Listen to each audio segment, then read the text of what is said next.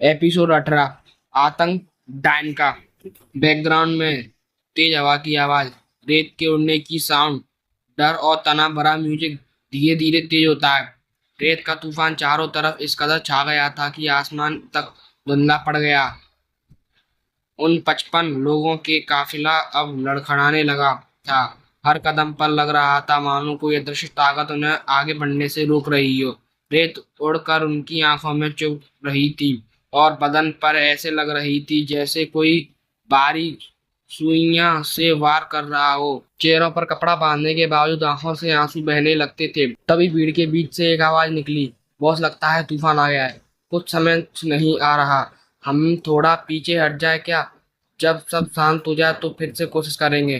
Background हवा का एक जोरदार झोंका आता है। उसकी बात पूरी भी नहीं हुई थी कि जसवंत ने गुस्से में गरजते हुए कहा, खबरदार, अगर किसी ने भी पीछे हटने की कोशिश की तो याद रखना हम यहाँ खेल खेलने नहीं आए हैं।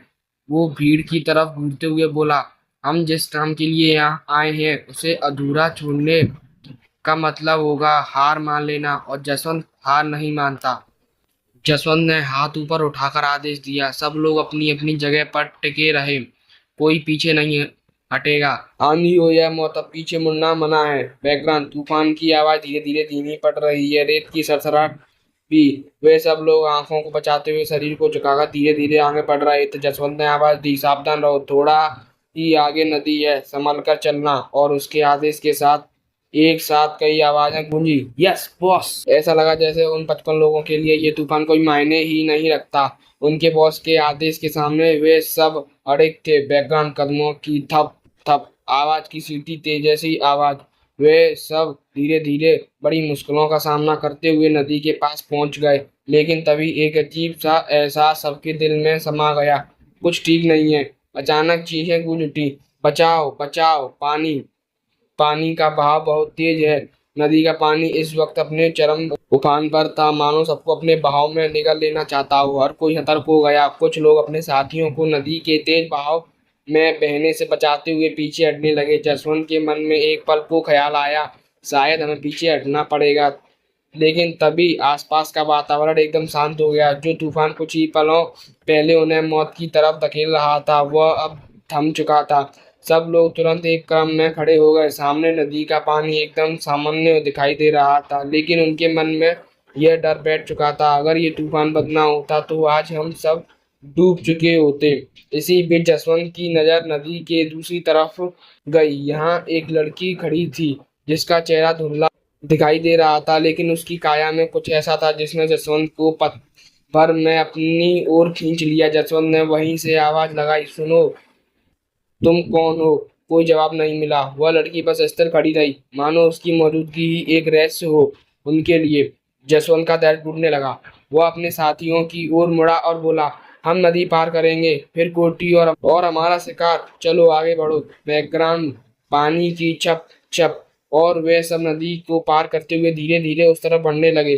बैकग्राउंड नदी की धीमी धीमी कल कल, हल्की हवा की साए साए। नदी के उस पार वो लड़की अब भी एकदम शांत खड़ी थी, ना हिली ना कुछ कहा। बस उसकी मौजूदगी ही किसी रहस्य से कम नहीं लग रही थी। जसवंत, जो अब तक अपने साथियों के साथ था, उन्हें पीछे छोड़ बिना एक पल रुके सीधा उस लड़की की ओर बढ़ने लगा।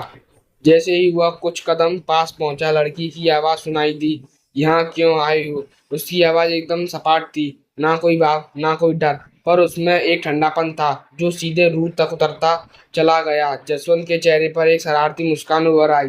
वो धीरे धीरे और पास आते हुए बोला, बस तुम्हें देखा तो खींचा चला आया, काफी खूबसूरत हो तुम। लड़की अब भी बिना हिले डुले, बिना किसी प्रतिक्रिया के खड़ी रही। फिर वो दोबारा बोली, मुझे नहीं लगता कि सिर्फ इतना सा कारण था इतने सारे लोगों को साथ लाने का।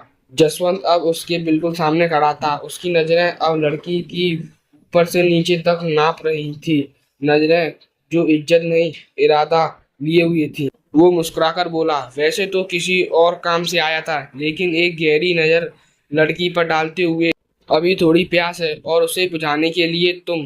बैकग्राउंड में माहौल अचानक भारी हो जाता है। फिर वह मुड़ा और अपने साथियों को आदेश देने लगा, तुम लोग अपने काम पर लगो, जैसा प्लान था वैसा ही करो। मैं तब तक इस हुस्न की मेहमान नवाजी ले लूं। लड़की अब भी बिना किसी शब्द के बस खामोशी से जसवंत को घूरती रही। कोई डर नहीं, कोई घबराहट नहीं, सिर्फ एक रहस्यमय ठंडक जो अब धीरे धीरे पूरे माहौल में घुलने लगी थी। जसवंत का पूरा ग्रुप जानता था, अगर किसी लड़की पर उसकी नजर टिक जाए तो फिर उस लड़की का बचना नामुमकिन था। और वे सब कुछ कहे बिना चुपचाप आगे बढ़ गए, शायद डर के कारण या शायद आदत से मजबूर। अभी वो हथियारबंद लोग घाट से कोठी की ओर जा ही रहे थे कि एक आदमी की जोरदार चीख सुनाई दी। आ सबके कदम रुक गए। वे कुछ समझ पाते उससे पहले ही किसी ने पीछे से जोर का धक्का मारा और वो सभी जमीन पर गिर पड़े। धक्का किसी और का नहीं, उनके अपने बॉस जसवंत का ही था। पर जसवंत ने ही ये जानबूझकर नहीं किया था, उसे फेंका गया था उस लड़की द्वारा जो अब अपना असली रूप दिखा चुकी थी। वो कोई आम लड़की नहीं थी, वो एक डायन थी। जसवंत के चेहरे पर डर की लकीरें साफ दिखाई देने लगी थी। उसके होंठ कांपने लगे। वह कुछ कह पाता उससे पहले हवा की रफ्तार बढ़ जाती है, बादल गरजने लगते हैं और जो नदी अब तक शांत थी वो अब अपने चरम पर थी। ऐसा लग रहा था मानो नदी खुद उन सबको अपने साथ बहा ले जाने के लिए तड़प रही हो। वो हथियारबंद लोग जिनकी आंखों में अभी तक ताकत थी, अब उनमें भी डर घर कर गया था। फिर वो आवाज आई, भारी डरावनी, भीतर तक गूंजती हुई। आज तुम सबकी मौत तुम्हें यहाँ खींच लाई है।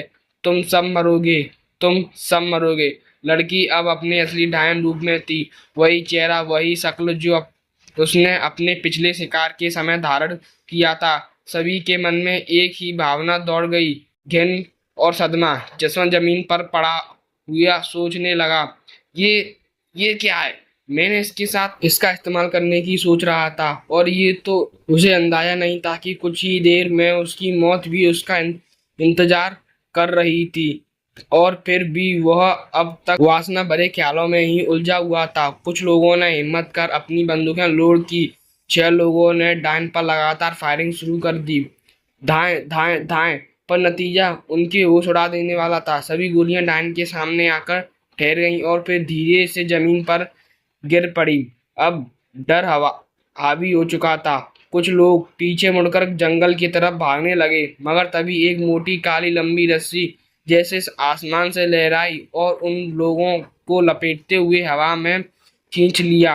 वो हवा में लटकने लगे, चिल्लाने लगे, छोड़ दो, बख्श दो, रहम करो। पर उस डायन को ना उनकी चीख से फर्क पड़ा, ना उनकी मिन्नतों से, क्योंकि वो रस्सी असल में उस डायन की चोटी थी। और फिर उसने उन लोगों को अपनी चोटी से हवा में ही दबोचकर उनकी सांसों को उनके शरीर से आजाद कर दिया। फिर डायन ने उनके शरीर को जमीन पर गिराकर उनके शरीर से रक्तपान किया। जसवंत और बाकी लोग बस खड़े देखते रह गए, कोई कुछ भी नहीं कर सका। जसवंत के मन में अब पछतावा उमड़ने लगा। काश मैं उस लड़की को छेड़ता ही नहीं तो शायद अब तक हम सब जिंदा होते, या कम से कम वरुण अब तक मारा जा चुका होता।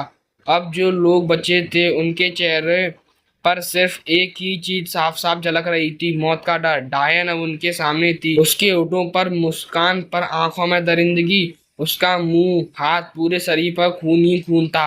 वो अब हंसने लगी, एक डरावनी, दिल हत्या देने वाली हंसी जिसमें मौत का संगीत था। और तभी उसने बाकी बचे हुए लोगों को भी अपनी लहराती हुई चोटी हुई से हवा में उठा लिया। वो सब चीखने लगे, बॉस बचाओ हमें, बॉस। लेकिन जसवंत, वो उन्हें बचाने नहीं, खुद को बचाने के लिए वहां से खड़ा होकर दौड़ते हुए नदी पार करने लगा। बैकग्राउंड, पानी की छप छप सांसों की तेज आवाजें। डायन अब भी हंस रही थी, उसकी हंसी अब गूंज बन गई थी। फिर उसने उन्हीं बचे लोगों के साथ भी वही किया जो कुछ देर पहले उनके साथियों के साथ किया था। एक एक को खींचा और तब तक अपनी चोटी से उनके शरीर को कसा जब तक उनकी वही मृत्यु ना हो गई। फिर उनका रक्तपान किया। अब उसका रूप और भी भयावह हो चुका था, इतना डरावना कि कोई अगर जिंदा भी होता तो उसे देखकर खुद ही मौत को गले लगा लेता। वो अब भी दौड़ रहा था पूरी ताकत से, हर कदम पर बस एक ही चाह, भागो, बचो। उसे लग रहा था कि वो घाट पार करके अब सड़क पर पहुंचने ही वाला है, पर असलियत वो एक ही जगह चक्कर काट रहा था। वो डायन के भ्रम में फंस चुका था। उसके चारों ओर बस एक झूठा दृश्य था जो दिखा रहा था कि वो भाग रहा है, लेकिन वो एक कदम भी आगे नहीं बढ़ पाया।